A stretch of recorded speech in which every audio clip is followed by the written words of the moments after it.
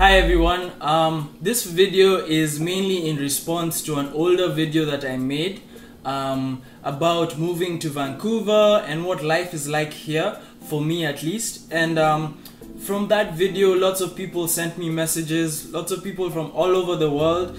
Considering all that, I decided it would be important for me to follow up with a video with a bit more specific information that might help those people who watched the first video.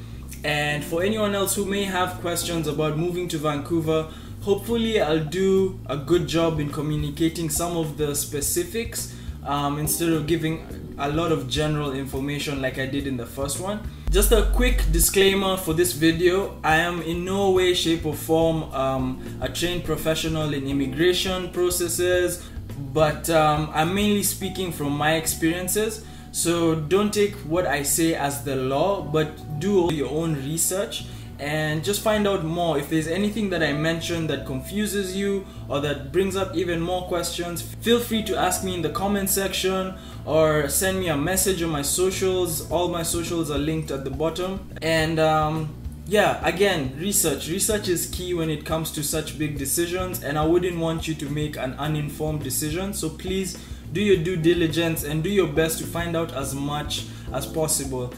This video is just supposed to be supplementary and not the one source of knowledge for you to decide on whether you should move to Vancouver to do something or not. So how did I get to Vancouver in the first place? Well, my story begins in high school, and I was lucky enough to be in a high school that invited lots of external representatives from Canadian institutions or agencies working with Canadian institutions that would give presentations about life in Canada as a student, the different processes that it takes to get there, and all the requirements that a high school student would have to fulfill in order to get accepted to Canada as a student. And this kind of brought the idea of moving to Canada in my mind. Canada is not necessarily a place that I had considered moving to. It's not somewhere that I really interacted with in terms of culture or anything of the sort. If anything, United States culture was more prevalent for me growing up. So most of my knowledge of North America, like a lot of other people, came from United States. So I didn't really know much about Canada, so all those presentations that we would get periodically would really help put into perspective the benefits of studying in Canada. Personally, in my family, all my siblings went to the United States for their further studies. And I guess for me, that's one thing that kind of informed my decision away from the United States. I wanted to be more independent. My siblings are way more established than I am. They're older than me. They have lots more experience living abroad. And I imagine that they would really want to take care of me, being the youngest sibling. And it's only natural for someone to do that, because I feel like I would do the same thing for my younger sibling. But I didn't want that kind of experience in terms of moving away from home into, another cushion. So I wanted something different, but I didn't know what until the different presentations that helped me see Canada as a viable option. It was from that point where I received the contacts for an agent, and what this agent helped me with was lots of information about what I would have to do to become a student in Canada, all the requirements, and all the different ways in which I could approach applying for my student status. And it was very, very, very helpful. And if anyone out there is able to reach an agent in whatever country you're in that represents Canadian institutions or has knowledge about moving to Canada, I would suggest taking that route, because they have a lot more information than the regular person, obviously, because that's their job, and they help you with more than just the immigration stuff. They help you discover all the different alleys you can take to achieve your goals. The agent that I worked with at the time helped me kind of formulate a proper approach in terms of where I was at mentally. At the time in high school, I didn't really know what I wanted to do after high school. I didn't know what I wanted to be. I didn't have a grasp of what I really wanted to do, and not to say that I have 100% of that right now, even having graduated, but he kind of gave me a step-by-step process to seeing the best way to approaching my education. And for me, the best option was to start off in a community college.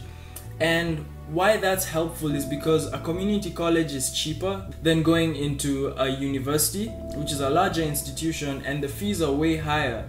However, for your first and second year as a student, it doesn't really matter where you do those credits, as long as the school is recognized and you can transfer those credits.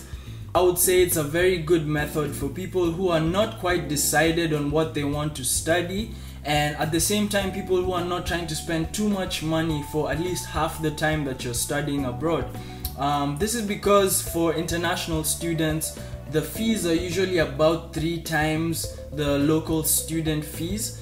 So you don't want to go to a large institution that is already expensive even for local students and then have that tripled for you, and at the same time not being sure of exactly what you want to do while you're paying such high fees.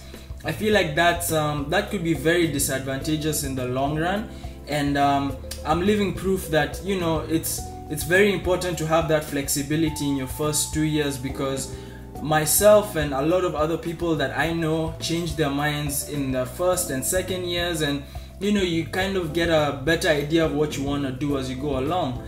Another thing that's good about starting at a community college is the fact that you have all the options of different courses that expose you to different ideas, and then you kind of get a taste of everything, but at the same time you're still fulfilling your requirements for your first and second year. That will hopefully enable you to move on to other universities in Vancouver. And so why I say hopefully is because I don't know, and I'm not sure if every single community college has transferable credits to all universities in Vancouver. So that's something that I would urge you to research.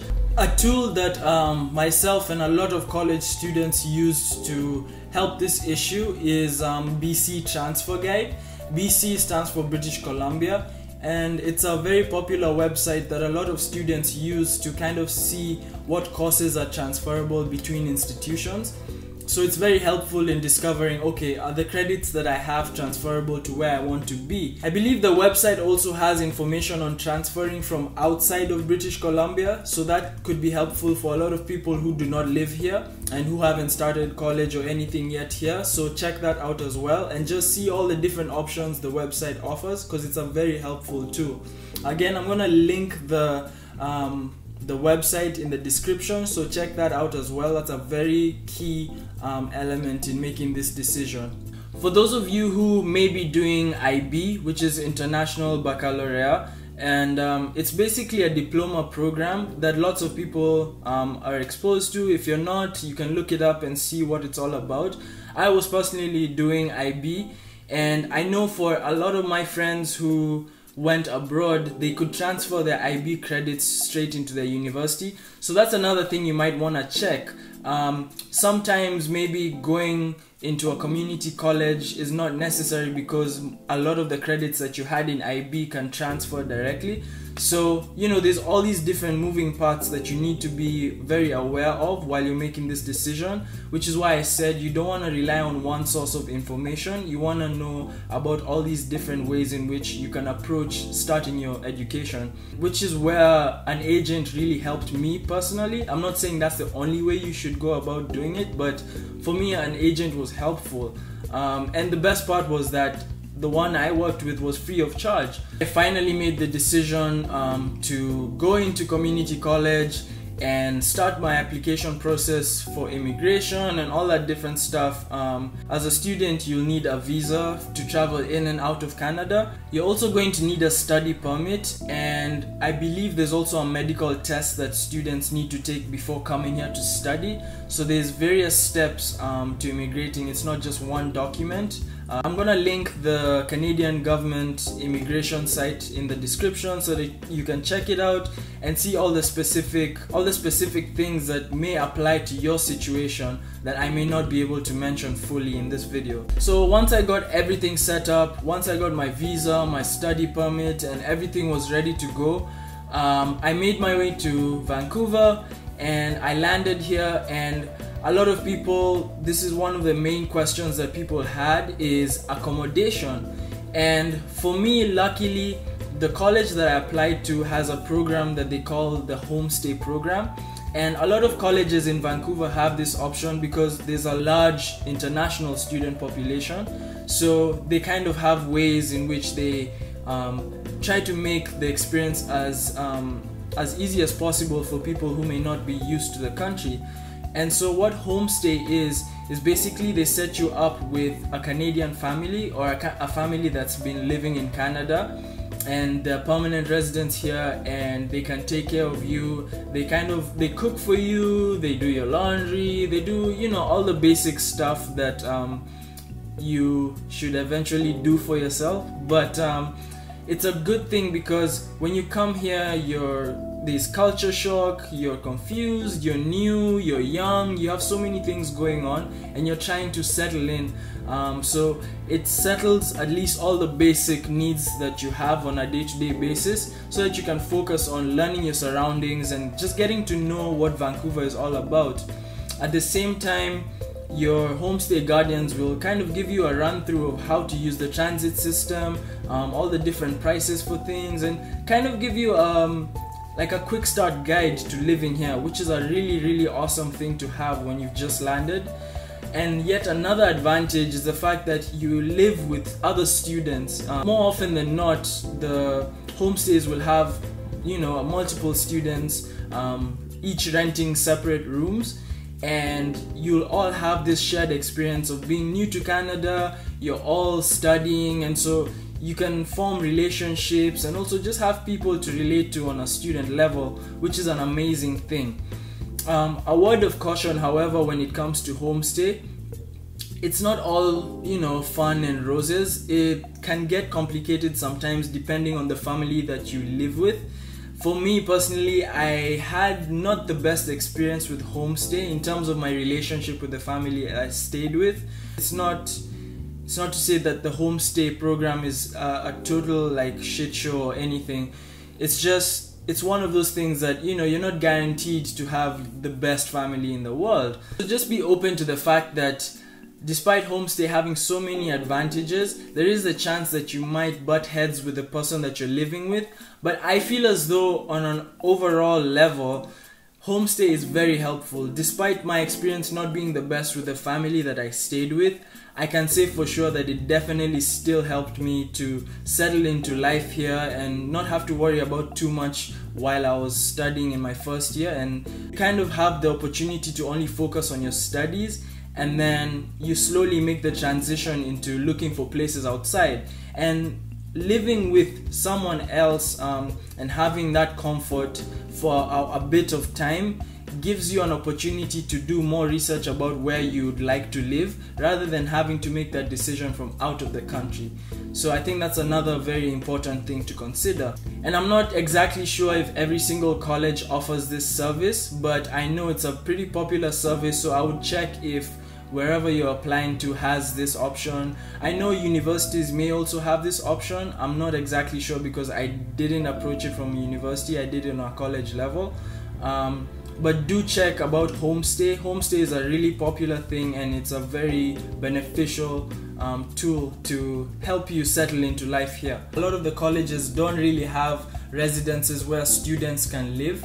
At least in Vancouver, I haven't heard of a college that offers residence accommodation. When you're going to university, you have the option to live on campus. However, that option tends to be more expensive than a lot of other options off campus. I guess, you know, convenience and the fact that it's the university's land and all these other things probably factor into the price, but you're paying for, you know, that experience, and for some people that's very important. So if living on campus is something that you value, then go ahead and do it. If living on campus is not as important to you, like it wasn't for me, I chose to live off campus, and it works out much cheaper for you in terms of your costs and everything. So yeah, for me, my journey began on Craigslist. Craigslist is a very popular place where people search for a place to stay. I know for me, I'd never really used Craigslist before I came to Vancouver, but it's a very popular site that people use here to look for a place to stay. It's actually the only site I've used to actually get a place to live in the 3 times that I've moved before. So generally, Craigslist is a very good source of getting ideas about where you'd want to live in Vancouver. And a lot of questions that I received from people were, how much does it cost to live in Vancouver? As you can tell, that's a very big question. It's very layered, very complex. You can't really answer it in one statement. There's no one magic figure that's gonna help everyone settle comfortably in Vancouver and find a place to live. And so my best advice, I would say, is to give you a breakdown of what the city is like and your best bet as a student in terms of the general areas that you might want to locate yourself, so that if you're doing preliminary searches right now, you can kind of get an idea of the costs and maybe some of the options for living. Anyone who's looking for a place to stay before coming here, I'm gonna give you a breakdown of what Vancouver is like, just geographically. So when people say Vancouver, they could be referring to the city of Vancouver or Greater Vancouver. And those are 2 very different concepts. What encompasses the larger thing is Greater Vancouver. And what Greater Vancouver breaks down into is Vancouver, Burnaby, Richmond, Surrey, Abbotsford, Coquitlam, and North Vancouver, West Vancouver. There's all these various, they call them cities. And so all the costs of living are going to vary depending on where you are. And at the same time, even within those different cities, there's certain neighborhoods that'll, you know, skew your numbers here and there. So again, this is why it's hard for me to give an exact figure as to how much it costs to live here. But as a student, I would say, in my opinion, most students tend to revolve around Vancouver, Burnaby, I would say maybe to a degree Richmond and Surrey. Richmond and Surrey tend to be further from a lot of the areas of interest, just in a general sense, not to say that they don't have anything, but a lot of the major institutions tend to be closer to Vancouver and Burnaby, despite a lot of the institutions having multiple campuses, some even in Surrey. I'm not sure about Richmond, but even for those who have campuses in Surrey, chances are the main campus will not be there, and you may need to go to the main campuses either in Vancouver or in Burnaby to, you know, like do your studies. So again, this is why I kind of label Vancouver and Burnaby as student areas. But again, that's not extremely helpful because these are 2 large areas that don't really give you a focal point to be. However, if you're just doing some research, for now, I would suggest looking within Vancouver and Burnaby. So those are the filters you want to use. Anything that is in Surrey or Richmond or Delta, or if you see anything in North Vancouver or West Vancouver or something of the sort, I would steer away from those. Just focus on Vancouver and Burnaby. Just for now, until you kind of get a better idea of how Vancouver is, the distances between things. That will come with time, and obviously you have to be here to get that knowledge in a more solid way. But use that and kind of get a better idea as you search on Craigslist. So again, Craigslist is the hub for a lot of many different things, and not only living but even like furniture and all those different things that Craigslist offers. A lot of people here use. In general, I would say, if I had to put a number on it, I would say between $500 to $1,000 Canadian would give you a range from a basement suite, a room in a basement suite, all the way to maybe a 1-bedroom apartment, depending on where in Vancouver you are. And obviously living in the city, in the hub, is gonna be way more expensive than that. But I would say $500 to $1,000 would give you something decent to work with. Sometimes you may be able to get something for less than 500. Those options tend to be much harder to find, but 500 I think is a good enough like base figure to work on, and kind of moving up is, you know, whatever goes from there. Another thing that factors into your cost of living is transportation, and like I mentioned in my previous video, the transportation in Vancouver, the public transportation in Vancouver is very convenient. I wouldn't say it's very cheap, but again, I'm going to post a link in the description for the governing body that takes care of all the transport in Vancouver, called Translink, and they break down all the different prices for tickets and passes and all that different type of stuff. In a general sense, you may need a 1-zone pass as someone who's just moved here, or maybe a 2-zone. I wouldn't suggest getting a 3-zone because 1, it's very expensive, and 2, the chances of you traveling all 3 zones during the week is highly unlikely. So just to give yourself a bit of a gauge, I would say the maximum number of zones you want to select as for your pass, for your monthly pass, would be 2. There's also other options where you can pay as you go and all these different things, but again, check out the link, see all the different breakdowns, and just see what works for you or what would work for you. Ideally, a monthly pass is the best option for anyone who's here for a long time. And again, like I said, it's not necessarily cheap, but it's one of the things that you really have to factor in, because if you don't have a car, there's no way you're getting around just on foot, so that should help you out. To avoid making this video even longer than it already is, I feel like I've covered a lot of the major topics throughout this video.